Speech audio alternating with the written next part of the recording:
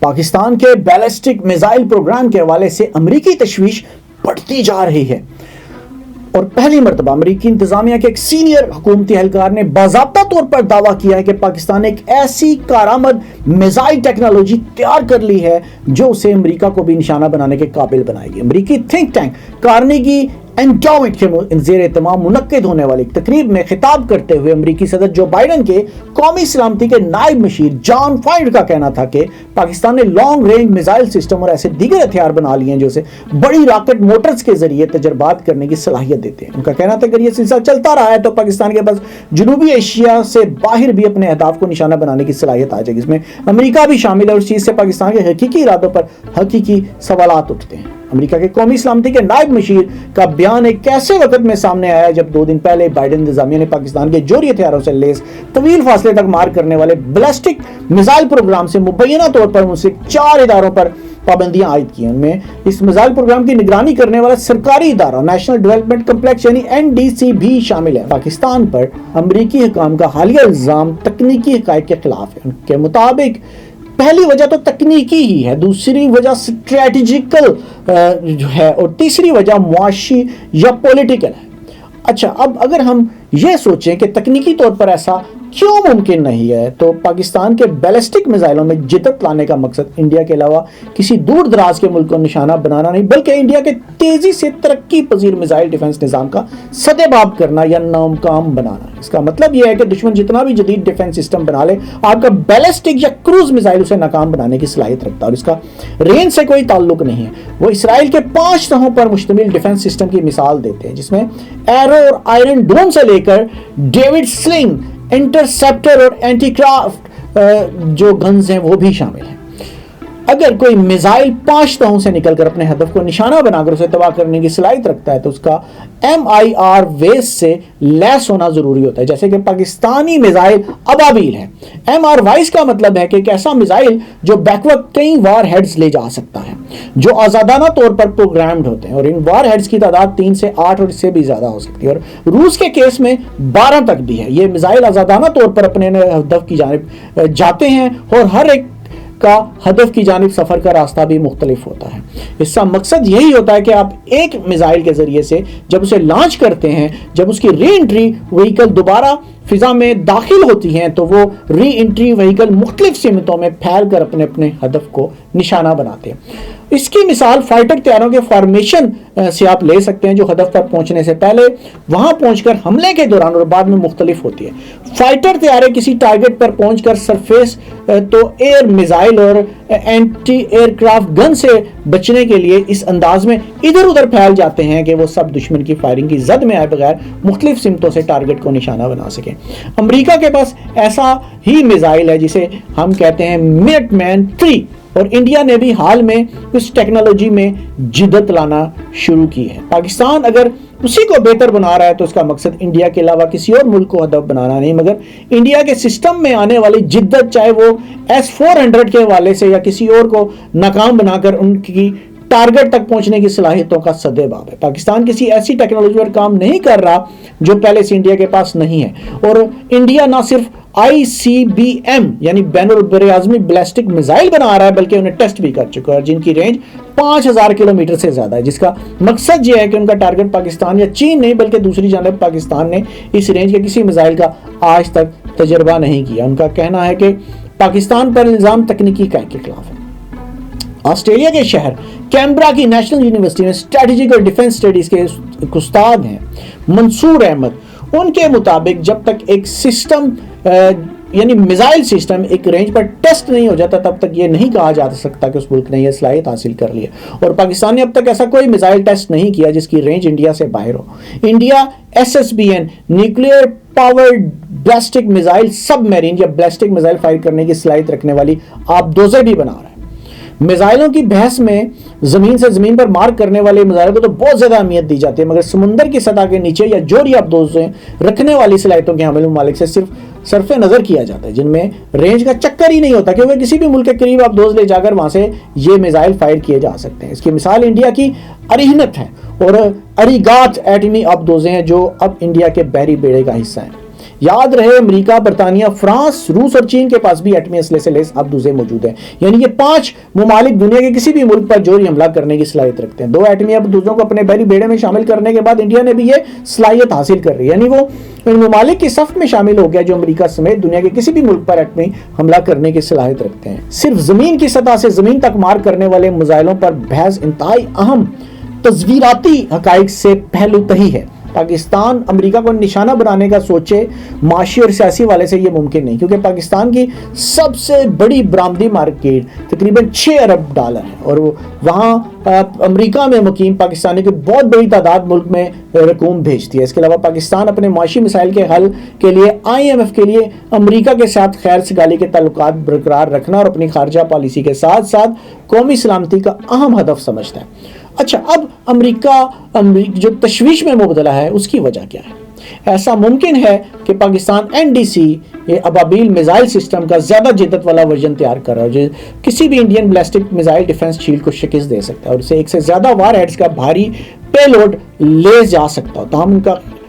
اس کے اگر تناظر میں دیکھا جائے تو اس کے لیے زیادہ طاقتور راکٹوں کی ضرورت ہوگی، اور امریکی حکام NDC پر اسی کی تیاری کا الزام لگا رہے ہیں، لیکن یہ انڈیا کے لیے بنائے گئے مخصوص میزائل سسٹم کو ICBM یعنی بین البراعظمی بیلسٹک میزائل میں تبدیل نہیں کر سکتا، اور اس کے لیے بالکل نیا میزائل سسٹم چاہیے ہوگا۔ امریکہ کے پالیسی ساز حلقوں میں انڈیا کے بڑھتے اثر و رسوخ کا نتیجہ ہے، اور پاکستان کی دفاعی صلاحیتوں میں کمی لانے کے لیے انڈیا اب امریکہ کا کندھا اور دباؤ استعمال کرنے کی کوشش کر رہا ہے۔ پاکستان کی دفاعی صلاحیتوں پر تنقید اور شکوک و شبہات کا اظہار کرنا اس بات کا ثبوت ہے واشنگٹن میں انڈین لابی بائیڈن کے آخری دنوں میں ان کی کمزوری کا فائدہ اٹھانا چاہتی ہے۔ مستقبل میں بھی ایسا ممکن نہیں کہ پاکستان امریکہ پر حملہ کرنے کی صلاحیت حاصل کر لے، کیونکہ پاکستان کا میزائل و ایٹامک پروگرام انڈیا کے لیے مخصوص ہے اور پاکستان کسی قسم کی ہتھیاروں کی دوڑ میں شامل نہیں ہے۔ پاکستان کا وہ میزائل پروگرام جس کا تذکرہ ستمبر 2024 میں امریکی خارجہ کے اعلامیہ میں کیا گیا تھا، اس میں میڈیم رینج یا درمیانی فاصلے تک مار کرنے والے بیلسٹک میزائل شاہین 3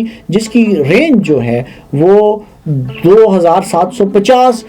یا 2200 کلومیٹر تک ہے، یہ اس میں شامل ہے، جو ملٹیپل ری انٹر وہیکل یا MRV کہلاتا ہے۔ ماہرین کا ماننا ہے کہ پاکستان کے میزائل ہتھیاروں میں یہ سب سے بہترین صلاحیتوں والے میزائل سسٹمز ہیں۔ پاکستان کی فوج کے شعبہ تعلقات عامہ ISPR کے مطابق پاکستان میں ابابیل میزائل کا پہلا تجربہ 2017 کے بعد گزشتہ برس 18 اکتوبر 2023 کو بھی زمین سے زمین پر درمیانی فاصلے تک مار کرنے والے ابابیل میزائل کی ایک نئی قسم کا تجربہ کیا تھا، جس کے بعد رواں برس 23 مارچ کو پاکستان ڈے پریڈ کے موقع پر پہلی مرتبہ اس کی نمائش کی گئی۔ کیمبرا کی نیشنل یونیورسٹی میں اسٹریٹجک اور ڈیفنس اسٹڈیز کے لیکچرر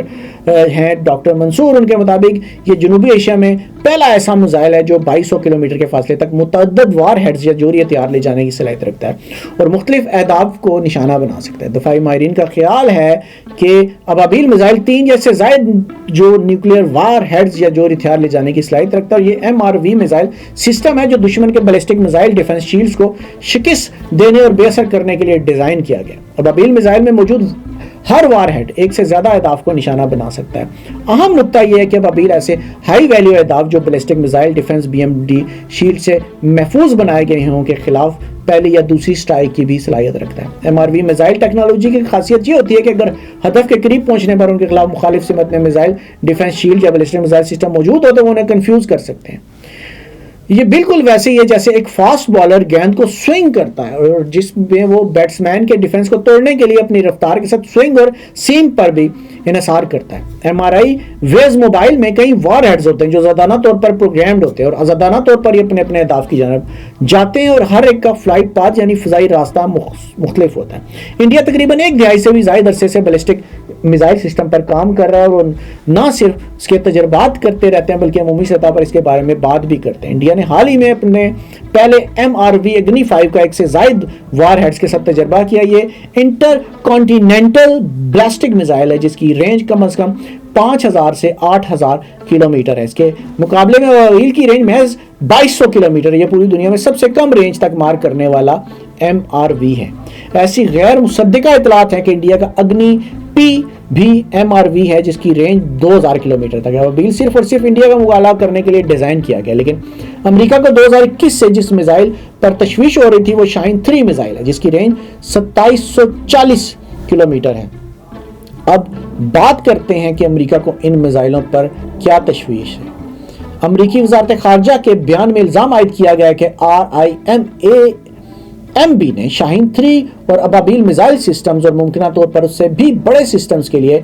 ڈایا میٹر اور راکٹ موٹرز کے ٹیسٹ اور آلات کی خریداری کے سلسلے میں پاکستان کے ساتھ کام کیا ہے۔ ابابیل کا پہلا ٹیسٹ جنوری 2017 میں ہوا تھا اور اس کے بعد ابابیل کا دوسرا تجربہ 6 سال بعد گزشتہ برس اکتوبر 2023 میں ہوا، اور ان 6 سالوں کے دوران NDC میں اس ٹیکنالوجی پر مسلسل کام ہوتا رہا ہے۔ شاہین 3 تو پہلے سے ہی آپریشنل تھا، لیکن ابابیل کے دوسرے تجربے کے بعد جب مارچ میں اسے پریڈ میں دکھایا گیا تو اس کے بعد شاہین 3 اور ابابیل زیادہ نظر میں آئے، کیونکہ اس نمائش کا مطلب تھا پاکستان اس مرحلے تک پہنچ چکا ہے جہاں اس پر ریسرچ اور ڈیولپمنٹ مکمل ہو چکے، اور ابابیل اب آپریشنل ہے۔ یہ امریکی تشویش کی اصل وجہ ہے۔ امریکہ کو خدشہ ہے کہ پاکستان اس کے زیادہ سے زیادہ صلاحیتوں والے ورژن پر کام کرے۔ امریکی تشویش کی ایک اور وجہ یہ بھی ہے کہ ابابیل 3 سٹیج میزائل سسٹمز ہیں اور موبائل لانچر والا سسٹم ایک بہت اہم صلاحیت ہے، کیونکہ کسی بھی سرپرائز حملے کی صورت میں یہ سسٹم نہ صرف بڑی آسانی سے مختلف مقامات پر کیموفلاج کیے جا سکتے ہیں بلکہ انہیں بآسانی ایسی جگہ بھی لے جایا جا سکتا ہے جہاں دشمن کو ان کا پتہ نہ چل سکے۔